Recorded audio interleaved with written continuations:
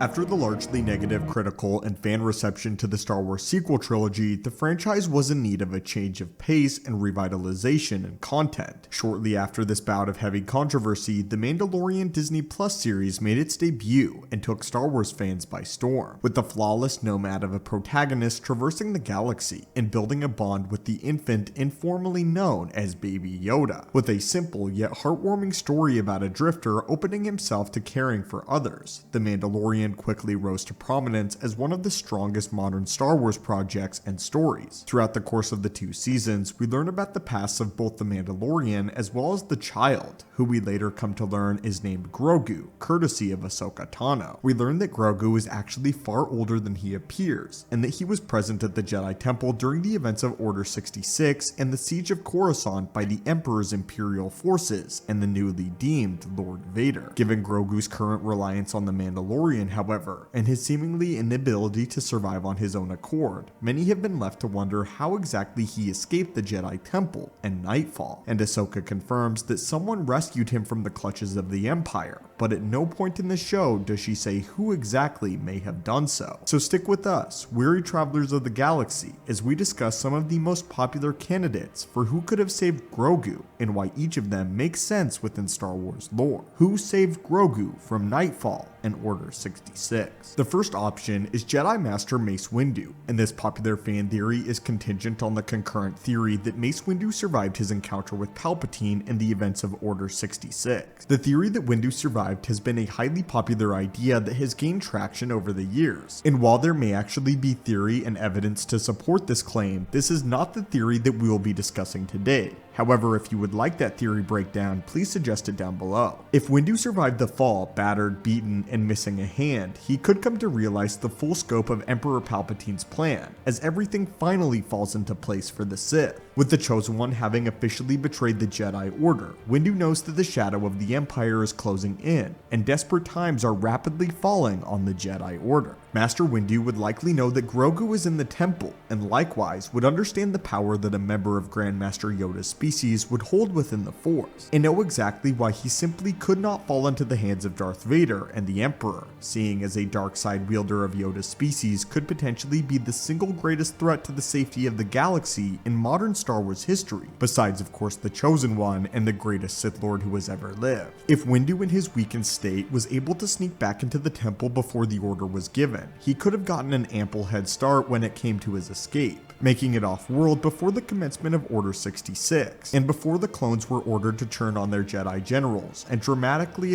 enhance both his and Grogu's chances of survival. From here out, the Empire and the Jedi alike would believe him to be dead, as he escaped into the far corners of the galaxy with Grogu safe in his hands. Another popular theory comes from Grogu's interactions with a certain staple character of the Star Wars universe in the closing moments of the Season 2 finale. After Luke Skywalker's showdown with the Dark Troopers and subsequent rescue of the crew, he begins to speak to Din Djarin about the future and what it holds. By Luke's side, however, Grogu seems to interact rather familiarly with none other than R2-D2, one of the single most prominent and influential characters of the entire Skywalker saga, and this familiarity struck some of the fans as rather strange. This has led to the theory that R2 not only interacted with Grogu throughout the course of the Clone Wars before the events of Order 66, but also may have been involved with saving Grogu from the clutches of the Empire. It's important to mention that Ahsoka never states that it was a Jedi who saved the child, and if we examine the timeline of Revenge of the Sith, we can gather a relatively firm estimation of where R2 was during the events of the Jedi Massacre. First, we know that he was not only on Coruscant, but we know that he was on Anakin's ship when he flew to Padme Amidala's house immediately after his slaughter of the younglings in the Jedi Temple, confirming that R2 was most likely within the Jedi Temple while Anakin was conducting his execution. Yet he is not seen in this iconic scene where Anakin ignites his lightsaber and prepares to murder the children. Is it possible that there was a window of time where R2 broke away from Anakin during his bloodlust in order to save the youngling child Grogu that would later come to be one of the mainstays of The Mandalorian? R2 is very noticeably not present when Anakin marches through the gates of the temple with a legion of clone troopers at his back, And again, he is likewise not present when Anakin slaughters the youngling children, and we know that R2 is far more intelligent than some characters often give him credit for. Is this the window where he snuck away from the newly awakened Darth Vader in order to save some younglings of his own? He understands the power levels of Jedi Knights, and likely recognized that a member of Yoda's species, Grogu, could be either an incredibly dangerous tool for the Empire, or a very powerful asset for the infant rebellion. If this is the explanation, this would also allow Luke to learn about Grogu's past through R2, as he fills the new Grandmaster in on the child's past in order to tailor his Jedi training in a way that is unique to him based on his experiences. Another possibility is Master Yoda himself saved Grogu,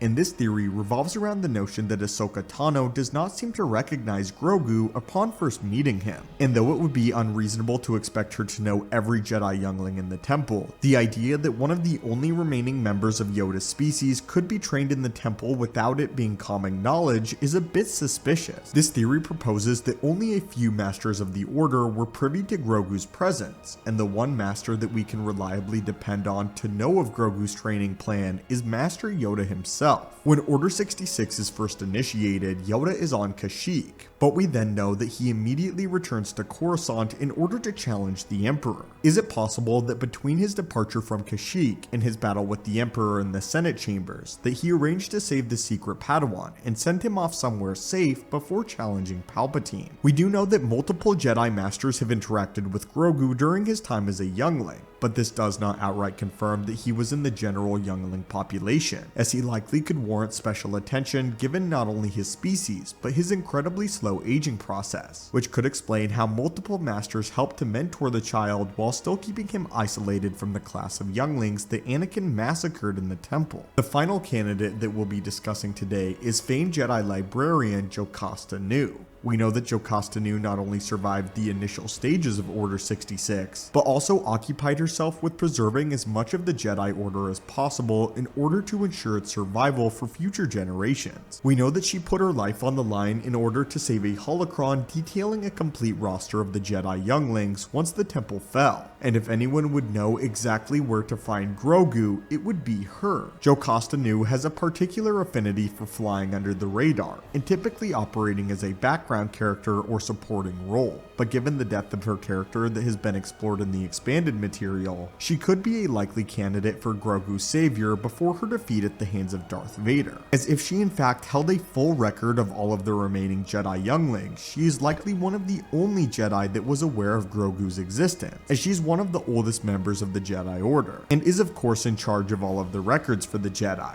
But anyway, my friends, what do you think of these potential candidates for who saved Grogu? Do you think any of these are correct, or do you believe someone else saved Grogu from the massacre at the Jedi Temple that fateful day? Also, out of all who we proposed, who do you believe is the most likely option for the individual that saved Grogu? Do you believe it was Mace Windu, R2-D2, Yoda, Jocasta Nu, or someone else entirely that we did not address here? As always, my friends, thank you guys so much for watching the channel. May the Force be with you, and have a great day.